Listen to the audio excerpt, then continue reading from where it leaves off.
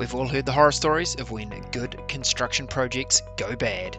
Well, on the podcast today, I'm joined by Judi Keith-Brown, a registered architect with the NZIA, and Perry Barber, one of our own MBE members who's been in the game longer than he cares to count. We learn how to prevent jobs from going bad. Judi and Perry share insights on the importance of a great architect and builder relationship. We also discover how they choose customers and how they set their projects up for success. Understand why great communication really is the magic wand for a successful project. Judi and Perry, welcome along to the Registered Master Builders Elevate podcast. Very delighted you could join me today. Thank you. Thanks very much. Alrighty, we'd like to kick off this podcast giving some value to our listeners straight away. Interested, Judi, could you share your top 3 insights for us on what we need to do to get really successful building outcomes when we're working between, architect, builder, and obviously our end customer as well? Definitely, a good relationship with the client is key. And often when I talk with young architects and actually other builders and so on, who've gotten to jobs that aren't that comfortable and they've kept going with them, they've really regretted it. And I've said, if you go and meet somebody and for some reason things don't feel right, just don't go there, because actually dealing with a job that is tricky is not a nice place to be. Whereas if you have a really good project, you get a lot of joy out of it, and so do your clients. But the alternative can be really bad. So actually, if you don't click with that client, there's no reason why you have to do the job. It's actually better to say, no, I'm sorry, I don't think I'm quite the right person for this project. And so that's super important. And then the next point from us is, remember that it's important to get a good builder and a good architect, and it's worth waiting for us to come along. In slack times, when things aren't busy, all of the bad builders and the bad architects kind of disappear. But in boom times like we're having at the moment, the good architects and the good builders get really, really busy, and the bad ones sort of reappear. So what's better is to just say to your clients, look, let's just wait another 18 months or whatever, and then we can do the project for you, but it's worth waiting. People spend a lot of money on a house alteration, so they really want to know from the beginning that they're going to get good results, and that's super important to them and to us as architects and builders. Our last point is probably about the importance of actually having a really good registered architect and a really good registered master builder. Ultimately, it will save you time and money and stress. Perry and I have worked together for, 10 years or more, on a variety of projects. And, the relationship between a builder and an architect is super important as well. We can almost read each other's minds and kind of know where each other's coming from. So, that relationship between architect and builder is really important too. Okay, and we'll dig into some of the finer points around why being a registered architect and registered master builder can make a difference. I'm sure many of our audience are familiar because they are registered master builders themselves, but it'd be good to recap some of those things. I'm firstly interested in a comment you made around what you're observing in the industry at the moment. Very high demand. Give me your insights, what you're seeing from the sector at the moment. Yeah. Well, look, from my point of view, it's I tell people sometimes it's almost one of the busiest times I've ever been in my life, but I don't think it's necessarily the busiest time. What it is it's the work in the future. I've always quite often had a year's worth of work in advance and things like that, but now it's probably more like 2 years in advance. And I'm even talking to clients about in 3 years' time and things like that. So I think it's more, you can only do so many jobs at one time. So depending on how big you are or whatever and all that sort of stuff. So I think I've been in this position before where I've had a lot of work going and all the crews and everyone's busy, but it's more what's coming up in the future. That's how I'm finding it. Yeah. And I think we're in a situation at the moment where money's cheap. People have been in their houses during lockdown. A lot of people are working from home. Suddenly houses and their homes have become super important. And so there are a lot of people wanting to do work. And we just, in 1 week I turned down, I think I had 6 people ring me up about doing work to their houses. And Perry and I know we've got probably work I've got work for Perry to do for the next, say, 3 years. And it's that constant kind of feed. But because we keep in contact, I know what Perry's workload is. I know, how long things are going to take. So we can plan ahead. And similarly for our joiners and so on, if we can plan ahead with them, then we can be realistic with our clients. So it comes back to that good communication thing and that collaboration thing, which Perry and I've built up over the last 10 years we've worked together. Yeah, it's good to make the programs and stuff like that, but also for the future work as well, and it does really help. It helps me figure out what I've got coming up. And so at least people's expectations are correct when you give them plenty of time, or you be more realistic with your dates. And even if you push it out sometimes and bring it forward, that's a bonus rather than the other way around. So when we're very first setting up a relationship with a prospective customer, you mentioned that you've got to choose a good customer. I'm interested in your insights and how you go about assessing whether a customer is going to be a good fit for you and be good for the duration of a project. I'd be very interested in some stories where you feel like you got it absolutely right and why you felt you got it right, and maybe an example of how you thought it was going to be okay and then it didn't pan out in the relationship across architect, builder and customer. Judi and I particularly do a lot of lead work. I do a lot of lead work with customers and for jobs coming up in the future anyhow. So so you meet them and you communicate with them.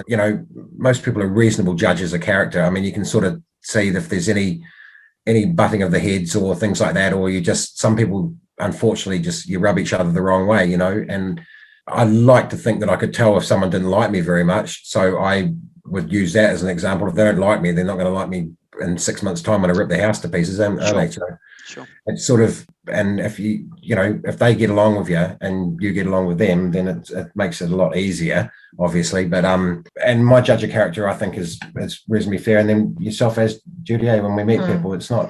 Can I just ask a question for you? So typically, how many times will you met a customer before you throw a hammer in anger? Before a project starts? Maybe 10 at the max, and maybe 4 or 5 at the least. I meet them for a lot of different reasons as well.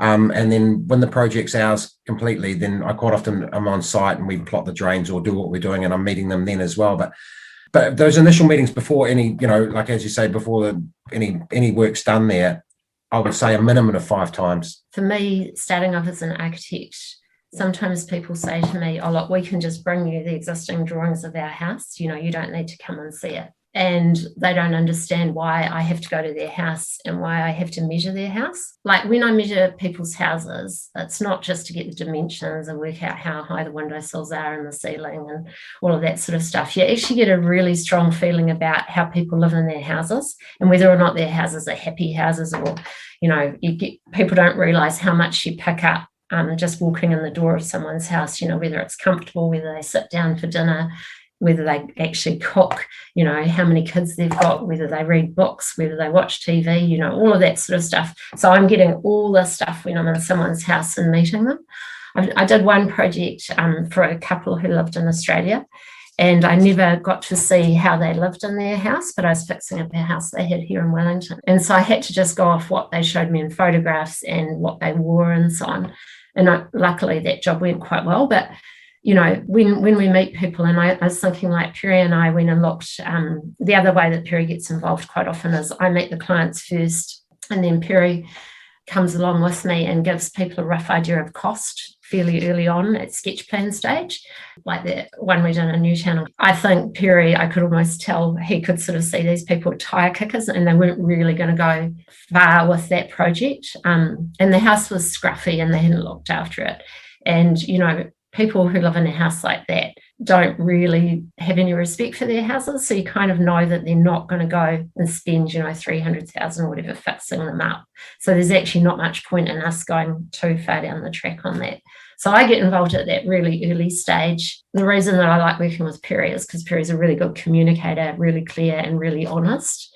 And like he said it before, 90% of being a good builder is communication. And I'd say that's the same for architects. We have to be good communicators. And figure out how people are, like you say. And as you said, like with tire kickers and stuff, you can sometimes tell some people have got unrealistic values. You go into their house with something and they think, I want to spend $200,000, and it's not going to be. It's going to be $500,000 easy before you even started, sort of thing. And that's why it's quite good sometimes to get it. I mean, I might be wrong by 50 or 60 grand when I'm giving a rough estimate of or even more sometimes, depending on what sort of spec they're going for. But at least they've got an idea. If they're thinking, they can spend $100,000, well, they're not going to be able to. It's going to be more, and then it stops that process, or they reset or whatever, and it goes from there. It's like we did a project a while ago, and they had quite a limited budget, and they wanted to build an extension on their house. And so Perry's got this really good system with people. He goes, right, what's your budget? Okay, take off GST. And 15% off 200,000 or whatever is actually quite a lot of money. And then he's like, okay, take off architects' fees, engineers' fees, council fees, blah, blah, blah, blah, blah. So you end up with a certain figure, and then divide it by, say $4,500, $5,000 or whatever per square metre. And that's how much you can build. And, and these clients went, ah. But anyway, we got down the track, and the scheme that I'd done for them got smaller. And then their parents-in-law or something came and stayed for Christmas, and they're like, actually, you should go back to Judi's biggest scheme, because that's actually adding value to your house. And so we went back up to the bigger scheme, and that's what they built. And then they've just gone and sold it and bought this other house. So now we're on to our next project. Right. But I think if you've got a good relationship like I've got with Perry, you've got this to and fro kind of thing going on all the time. And it just means that you've got this trust thing going on. I'm interested, team, from a expectation setting perspective, and you've talked about expectations from costs and how we might interact. What do you position for clients right at the beginning in terms of what their journey is likely to look like? And I'm interested, particularly to go, how much visibility do you give them of, we're probably going to have some challenging conversations during this project. There, I imagine, or share your insight with me, a job never goes perfectly. There is always some kind of variation or discussion or something that needs to happen. Is that a fair insight? Most definitely, yeah. That's why you have contingencies and contingency sums. And for example, when some clients decide they want to try and live in the house when we're doing work there or things like that, and obviously you want them to try and move out. But I always tell clients, you'll like these guys, they're all good builders and that, but if after a month or two of us being in your house every morning, you're going to hate us and want us to get out of there. The other thing too is that you don't know what you're going to find there, so you have to be prepared for the unknowns. Like, for example, in the past, every time you've gone to this particular area and you've done work here, the ground's been horrible, and then when it's found, it's not a big surprise. A lot of them's drainage and stuff in these old properties that we do a lot of work on, and then electrical and things like that. So if people are prepared for it right from the onset, even at the pricing stages, because you don't know what's in there, and you give them the costings that you've got, because you can't price things totally accurately until you actually open some of the things up as well. So the really important thing to do, because every job's going to have issues, is to tell your client that, we can do as good as we can, but you're not buying a car. You're actually buying you've got a piece of land. You've got an old house. There are a whole lot of unknowns here, and until we start unpicking it, and you don't want us to do that while you're living in it. So until we start unpicking that house, we don't know the full story. So I always put like a 10% contingency sum into the contract, and mostly we use it. Most of the time, and it is obviously the client's money. They can decide. But the good thing about doing that is, you can have a 10 to 15 or 20% contingency sum, and people would say, well, try and make the price look better by making the contingency look smaller, but you're going to end up spending it anyhow. If they know from the word go, it makes the job so much easier. Because and it's the same thing with dates. Like if you tell someone I'm going to be there next week and you're not there, there's nothing worse. And any tradesman will tell you that. It's just so annoying. And any client, I bet you, will say the same thing. And if you communicate with them, you ring them up the week before and say, I can't make it next week, it'll be the week after. Everyone's on board. And it's just keeping everybody informed. Okay. Look, when there are times where difficult conversations with customers are required because we couldn't foresee this particular element, there are elements outside our control, like we're seeing at the moment with supply chain issues and availability of materials, etc. What insight or guidance would you give to people in how they approach those difficult conversations with a client? Be honest. Yeah, that's what I think too. Just be honest. yeah, I mean, it's not, if it's out of your hands, you can't do anything about it. And so you've got to communicate it to them. An example is, the roofers have let you down or something like that, and you can't get that done, or, the materials of some sort. Yeah, the decking. Yeah, you can't get this particular sort of decking. Let them know straight away. If they have to wait 6 months for something, then so be it. And the other thing I've found too is even if it's not your responsibility, if the client's gone directly to the kitchen guy and you've started to take it over, or the window guy or whatever, and you're talking to them, saying they can't do it, well, have you let the owner know? And if they haven't, well, then you let the owner know, and just make sure that everything is above board. And as Judi said, honesty is just, you can't do anything more but be honest, can you? Sounds like be honest and talk early. Communicate as soon as possible when things are happening, because burying your head in the sand about things really makes them go away. You are dealing with someone's home and their own personal finances, so you're dealing with a lot of someone's lives, and so that's, it makes me quite sad when you hear bad stories about poor relationships between builders and clients, or architects and clients, or whatever. Because we're looking after something that's incredibly valuable to people, not just in terms of the financial value, but the importance of their homes. But as Judi said, if you can be honest with them and communicate with them, then that's all you can do, really. But and you do have to, every now and then you do have to have a really tough conversation with someone, and it can be not very nice. But I think I've learned, because I'm older now, to not take it personally and just to get on and do it. And actually the tough times that you get through, like I've just got through really tricky resource consent for a project with the council, and kind of celebrated at the end of it. So if you take people along for the ride and you don't try and hide things, then it's good. So I'm interested in a bit of insight when you've got a job in train that you're both working on. What would the kind of weekly cycle or maybe monthly cycle of communication look like? So you've mentioned site meetings. Are you also communicating by phone and email, updating each other? How much do you communicate? How much is too much or too little? Give me some insight on that. Well, from my point of view, a lot of emails at the time, and then once the project's ready, it's usually weekly is quite good. Sometimes it feels like a bit of an overkill, but most of the time it's really relevant. And then at the site meeting, there's so many things that, the client will pick up. And the other thing too is if you leave it fortnightly, sometimes it's just a bit too far ahead. Have the meetings really regular, I believe, for everyone's benefit. Not only for my benefit. I mean, we have, like, at the moment, Perry and I've got 2 jobs on site. So one, or actually 2 just about finished and one just about to start all over again. And so we usually, like, for example, the job that's just about to start, we're going to go and meet the client in 2 weeks' time, or a week and a half time, and we're going to sign the contract, so the contract between Perry and the client. And then we'll have weekly site meetings after that. But if something else crops up, Perry will ring me up and say, oh, look, we've just surveyed done the video survey of the sewer, and it's going downhill, which is exactly where we want it to go. But it's full of old bits of pipe, so we're going to have to replace some of that piping. And so either he'll take a photo of it for me and send it to me, or I'll go up to site and have a look, and then we'll have a meeting. So rather than a site meeting, we'll have a site visit with Perry and the plumber, and sometimes the client.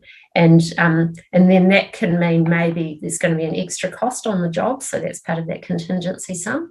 So we'll get Perry will say to the plumber, Gary, what's the extra cost for this? And Gary will go, oh, it's going to cost like $7,000 more. We can let the clients know, and then decisions made to proceed or whatever we need to do there. So we have those sort of meetings, and then we meet. Then Perry probably rings me up, I'd say every day, at least once, about either one of those jobs, or about what's coming up in the future, or some issue with one of the subbies needs, they need to know what the tiles are for the project, or what the colour is, or which light fitting we're using, or any of that sort of stuff. And a lot of times the clients are working themselves. And if they're not even living in the project as well, sometimes they do go and look on the weekend. So look, on a Sunday night or a Monday morning, you start getting emails from them, which you respond to, and the meeting might not be till the Thursday or the Wednesday or whatever. So there's usually a lot of emails and bits and pieces, but all that's good because it keeps a paper trail and keeps everyone talking and all that sort of stuff. Yeah. So it's just all talk and communication and stuff like that. And then every month, Perry puts in a claim. for the work that's being done on site. And so on that invoice that he sends through, it's got where the job's at, any extras that have arisen, any extras that might be coming up in the future, anything that the clients have decided they want to do on top of what's on the drawings. And so I process that claim and put it through as a payment schedule. So there's that as well. And so I issue that to the client, and then the client pays it. And also with the Te Kahui Whaihanga NZIA conditions of contract, there's a retention of 10% on every one of those payment schedules. So we summarise all of that, and then that's all released at the end of the job in 2 stages. There's like the master builders have got their contract, which goes with the master build guarantee, and then it's also the Architects Institute one, which goes with the. That's what I call the architect, the right one. Te Kahui Whaihanga. You'll get it one day. One day, yeah. That contract works with the master build guarantee as well, so they're compatible. And it's just it just makes everything quite clear and all that sort of stuff. And the other thing too with that third party also helps the client feel more comfortable as well. You know, the architect's assessing the work you've done, and they're not paying too much and all that sort of stuff. So it keeps everyone happy and being happy. You know, it's not costing us builders anymore to have an architect there as such. In fact, it should help us. Yes. You know, and unless you're butting head with the architects, then why are you should be getting along. So, and that's all there is, and it just makes everyone's job so much easier, I believe. And how often do you talk about the guarantees, which obviously with being a registered architect and a registered master builder, you can access? How much do you talk about those prior to a job starting? We always do. Yeah, we give them, I let them know that I've got to any job over 30 grand, I think it is, you've got to provide the guarantee with as well. But there is other guarantees in the architects thing as well that people provide as well, which is on top of that as well. So I truly believe anyhow that if you're going to look after something, you're always going to come back yourself anyhow, whether there's a bit of paper telling you to or not. But with the master build guarantee, it gives a lot of customers peace of mind, I believe, and it's just something, and everybody takes it up. Yeah, I don't think we've had anybody say no. Yeah, and so and then it's just for that peace of mind side of things, and probably over the years, maybe say if you got me 50 clients, I've probably had maybe 5 of them have particularly asked if I am a registered master builder. The other 45 necessarily haven't, but they've taken up the guarantee because it's an offer that's there. I build it into the cost of my quote anyhow, so it's not like an extra cost that they have to pay or anything, so it's already built in. And yeah, and I mean, if they've got that, then they've got the architects, warranties and liabilities and stuff like that, then they should be pretty well covered, so it helps with everyone and makes everything work a bit smoother. And then obviously we have like warranties and guarantees for some of the products. So like for the roofing, or for the double glazing, or for the waterproofing in the bathrooms, or like skylights, or whatever you've got in the job, we've got those as well. The other thing that's really important with architects working with them as well is like with off-site payments and bits and pieces. So for example, like there's deposits and that for kitchen guys usually ask for deposits and that, like joiners, the client gets all of their dishwasher and the oven delivered to the joiner. Then it becomes under the joiner's umbrella for insurance and stuff like that. And the architect helps with all those bits and pieces, and if the joiner's given you a bill for 50 grand, and you've got to give it to the client, and the client says, well, where's that? Then the architect will look after that side of it for you by saying, this is an off-site payment. We want to see photos. We want to see names next to it, all that sort of stuff. And it makes it really clear, makes the owner know exactly what they're up for. Then there's no issue paying the money, because there's nothing worse. You got the joiner saying, well, give me the money, and you can't get the money because they don't want to pay until they've seen something. So it just keeps everything cleaner and easier working like that, I believe. Yeah. I think you've started to provide some really useful insight there, Perry, into the value of working with a full service architect that goes right from initial design right through the build process through to completed home. Is there anything you'd like to add in, Judi, with some other things that you think where there is real value in that? And you might want to contrast it. I mean, I think we hear things, stories in market of people going, oh, look, I'm not just going to use an architect, I'll just use a draftsman. I've got a person who knows to do a bit of drafting. I'll just get them to whip up some plans and away we go. How would you contrast what you deliver to that approach? I've got a good example of that. I was on the plane going up to Auckland one time, and I sat next to this guy who was from Wellington, and he had a holiday home in Taupo, and he'd had a draftee in Taupo draw up an alternative plan for the house, because they'd found that the house was an old batch that had kind of grown and the whole thing was a bit stuffed. And so they were going to pull it down and start from scratch. So I pulled out the drawings, because, that's what I want to do first on the 7 o'clock flight in the morning, is look at somebody's drawings. And I looked at them and it was horrific. It was, on this beautiful site, but the design was really awful. It had this huge long corridor, came through the front door, looked straight at the toilet, which is always a great start. And then it had cellular bedrooms with tiny little windows and a really awkward staircase. And this is a whole new house. There's no excuse for bad design, I don't think. And anyway, by the time I got to Auckland, he was like taking all my details and stuff. He came into my office in Wellington, and in the meantime, I got hold of a young architect from Tauranga who actually does quite a lot of work over there, and so got him lined up to do the job instead. But what architects bring to a job is a lot of the initial stage is really listening to your client and working really, really closely with them to understand exactly what they want. And I've said this quite a few times, and a lot of architects don't like that I say it, but by the end of the job, it doesn't belong to me anymore. It belongs to the client. So the client actually feels like they've made all the decisions. So architects can do, I'm not saying that we do magic, but we can actually bring something more to a project than just a set of drawings. We bring along 5-year degree that we've all had to work really hard to get to. We bring along an understanding of aesthetics, but also an understanding of comfort and an understanding of how to make people's homes more livable. We can just bring this quality of design, quality of detailing, but also this whole team. Like, I quite often get Perry in early on my projects, not just for the costing, but just to sort of get a feeling of what he thinks of those clients, what he thinks of what I'm doing. So, yeah, it's hard to describe exactly what architects bring, but I just think we bring a wealth of experience and quality of design and our listening skills and our communication skills to the projects. Also, your research on products and bits and pieces like that. There's like certain products, I mean, as a builder, we don't get to do, as much research as we should in some cases anyhow, I believe. Like in sustainability and exactly. stuff like that. Yeah, and then with that, the insulation that you're talking about on the back of that wall, which acts as a fire-rated thing, so that has to be done and all that sort of stuff. Well, I never knew that stuff existed. Yeah. So there's a lot of background stuff that you guys do. Architects are more vested and not necessarily more vested in the project, basically. If I was doing a project and I was naive and I was doing one of the projects in any of these areas or anything like that, I would have rather had an architect do it than the draftspeople that I've used in the past do it as well. And the main reason being is because you get a bit more character, a bit more personality. The other thing too, as long as you're a really good listener as well, I've worked with people the architects that don't necessarily listen as much to not necessarily the builders, but also the clients. And they're almost being told that this is what they're getting and stuff like that. I mean, in certain situations, it might be different, but in the situations and the work that we do, I truly believe that it's like you say, a relationship and you come up with all the ideas and bits and pieces and all the background stuff, and then we just make sure that it's all going to work and go from it's there. like Perry rang me up the other day because we're doing this job up in Wadestown, and we've just put this at the top of these stairs in this house, put this big sliding door. And I'm just looking at it as from what it's going to be like to building it. This is going to be a hassle. It's going to be 300 kg of glass. We've got to get up the hill and all that sort of stuff.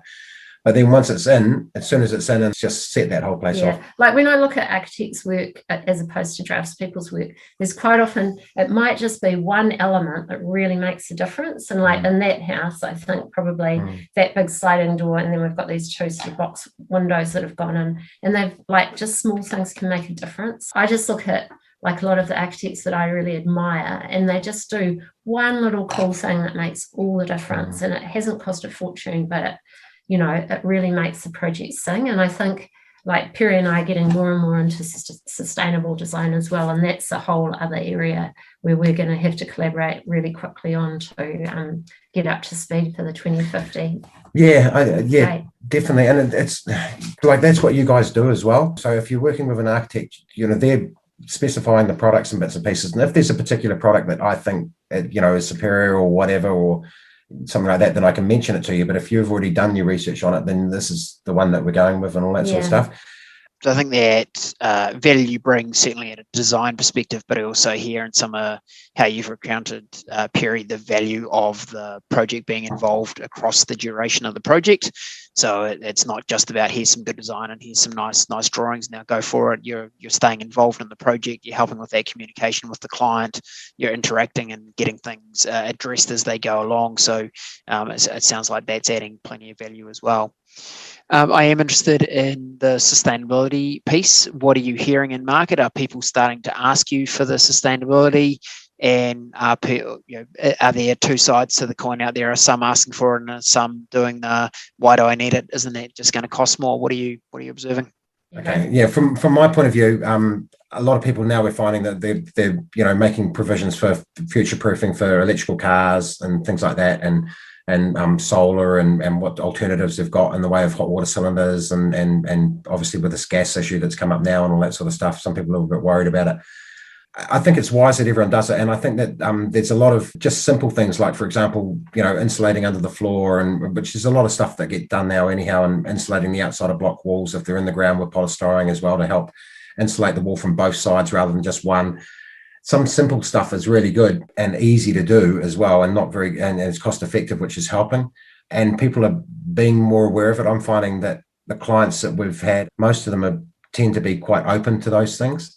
There's a lot of research that can be done on it anyhow. Yeah, I think there's a bit of a myth out there that it's expensive, that sustainable design's expensive and sustainable building's expensive. Like, you were talking about the value of having an architect on a project.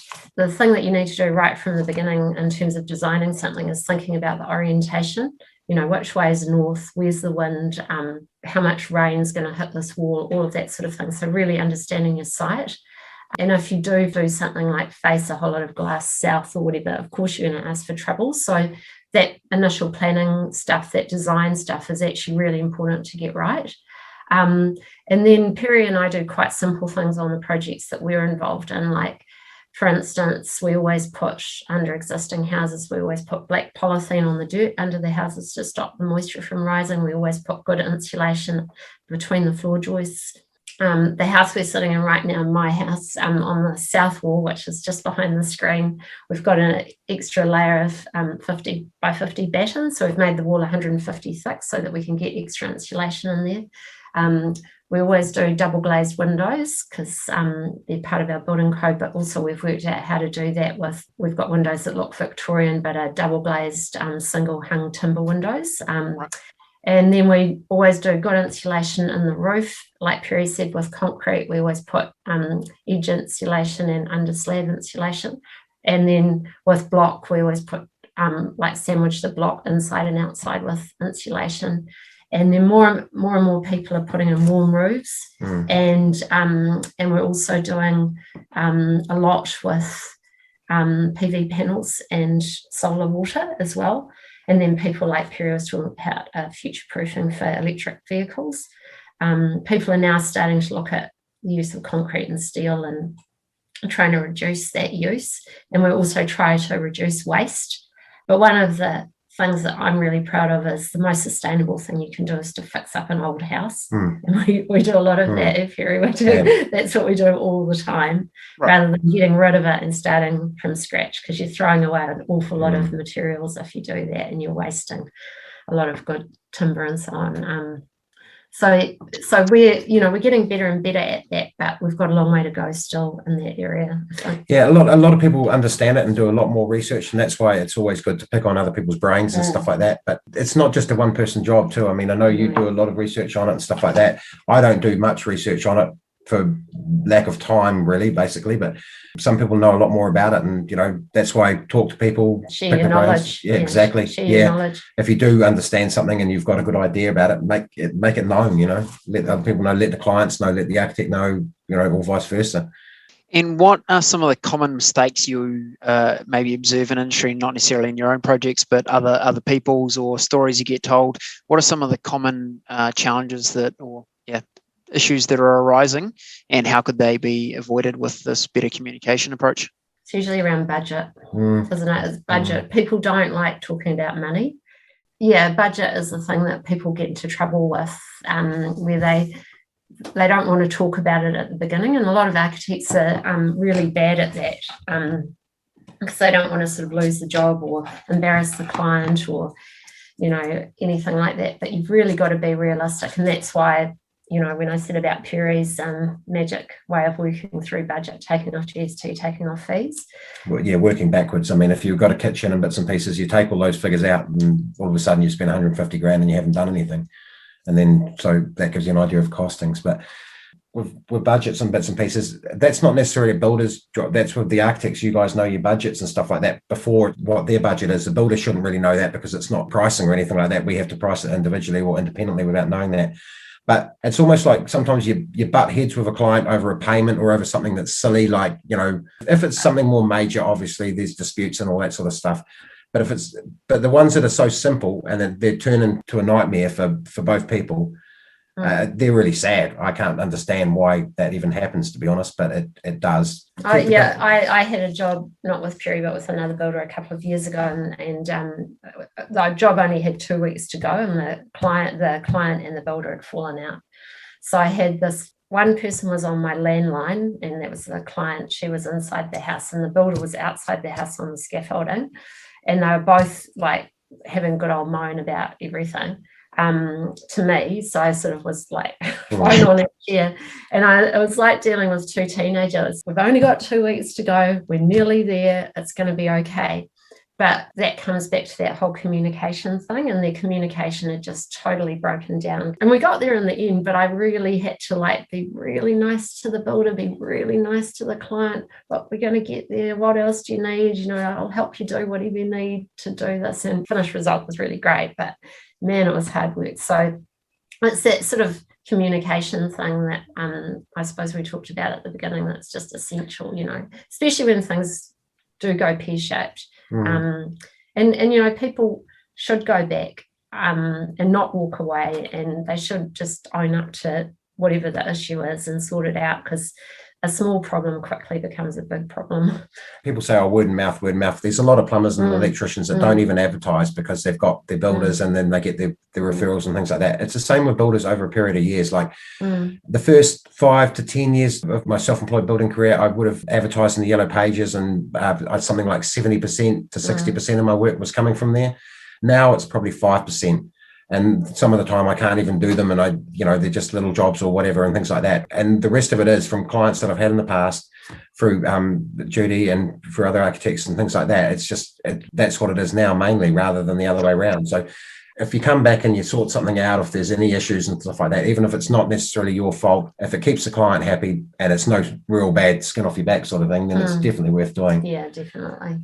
You kind of, you learn from your mistakes, don't you? You learn when things don't feel right. Like I've had an example of a young architect where a job went badly over budget, working in a big practice, and luckily the partners in the practice were friends with the clients and managed to talk the clients into increasing the budget hugely. But that's just good luck. That shouldn't happen.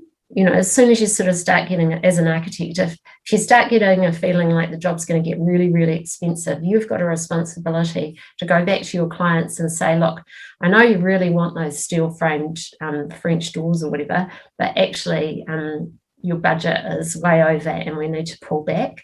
And that's one of our responsibilities as architects, is to keep an eye on the budget and be realistic about that.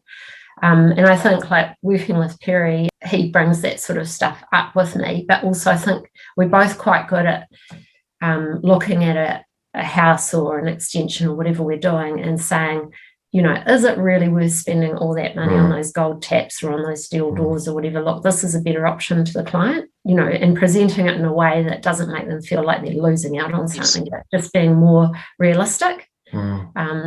Everybody wants to have a decent house, but you don't have to have the gold taps. Yeah, definitely. And it all boils down to the communication side of things as well. But there's something that you think is not right, then let them know, and then or if it's just that's extravagant, why spend all that when you can probably spend it on this? If you're cutting corners on the kitchen and you want some fancy sort of thing in the bathroom, then what's more important? I do. So, we did, Perry and I did do a job, and they put in a horrible kitchen at the end of our project. Oh, that's right. Yeah. And it really pissed me off. But then I thought, well, actually, you know what? The rest of the house is really beautiful and we've done a really good job on it. But just this one thing that they put in, and I keep thinking, in the future, they might pull that kitchen out and put in a decent kitchen. But it was just, it was the one point where I kind of let go of things and let that happen. And every time I walk into that house now, because it's sort of turned into quite good friends, I look at the kitchen, I'm like,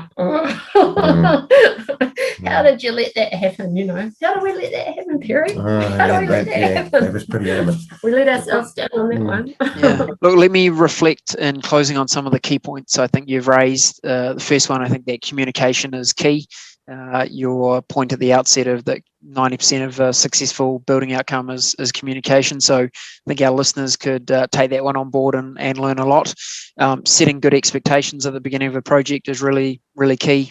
Having high contact time with your clients before you are fully engaged in the project, so you learn more about them and get a sense of who they are as people and whether they're people that you'll be able to work with going forward. I liked your insight of talk budget early and also discuss contingency fees, because we know that there will always be something that comes up. So if we have that set at the beginning, really, really valuable. When issues do come up, be upfront, be honest, and talk early about them. I got some good insight into the value of those weekly meetings, weekly site meetings that you being architect and builder are both present at, and often with the client as well. I think you provided some interesting insights around the value of using a registered architect, and certainly a full service one, not only great design and good qualifications, but certainly liability insurance, guarantees, management of warranties, some of those kind of things, and then reflected very much in using a registered master builder for similar reasons. And I think that comes to having a great team, which you two clearly are.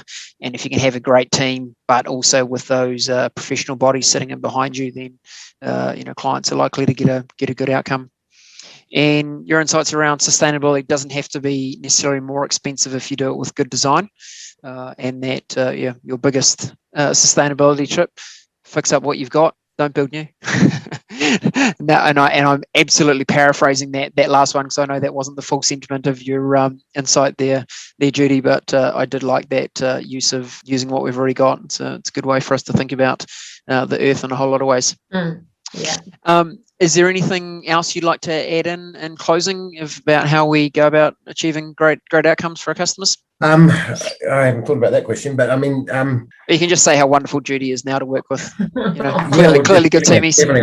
Like the guys that I work with, the guys that work with me and stuff like that, the guys I employ rave about Judi. And if I'm not doing one of her projects, they're always saying, well, when are we getting another Judi job? When are we getting another Judi job? Is that because the design is so good, or because Judi always brings muffins for Smoko?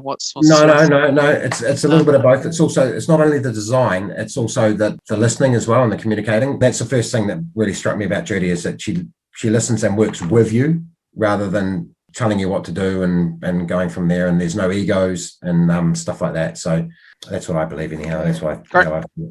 Yeah, I mean, I really admire Perry and his team. Mainly I talk with Perry, but I also really respect his full team. And I think they do an amazing job. And it's his builders, but also all the subbies that he's worked with. So he's built up this incredible group of people. When I was at architecture school, I had no idea that I was going to be part of such a cool team.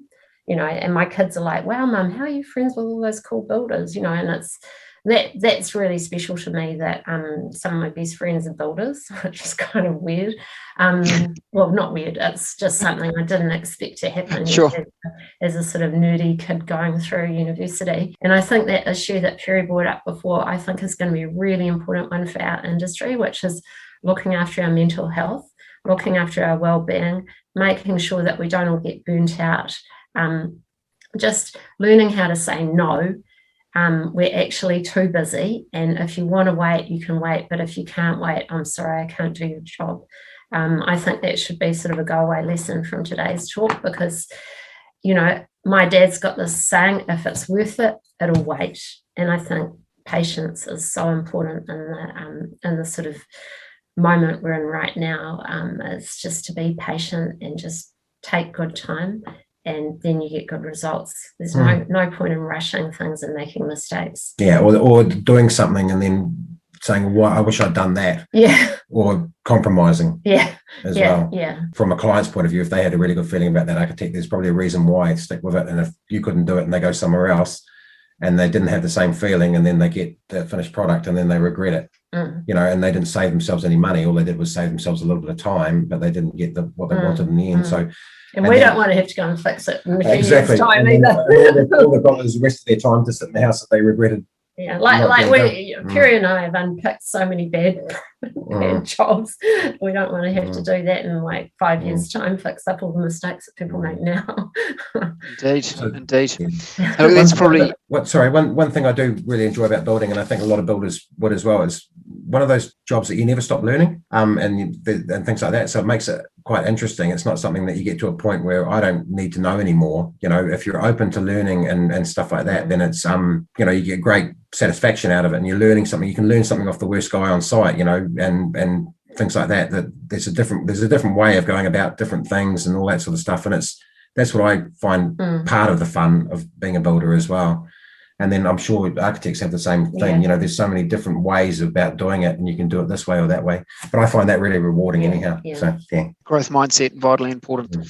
Look, Perry and Judi, I'd like to thank you both so much for your contribution on the podcast today. Some of those insights have been stellar, and I think you guys could almost create the blueprint of how a good architecture and builder relationship can work, and the value that it can deliver to the end client outcome. So thanks so much for joining us today. Thanks very much, Ryan. Thank you. See you. See you later. Thank you. Bye-bye.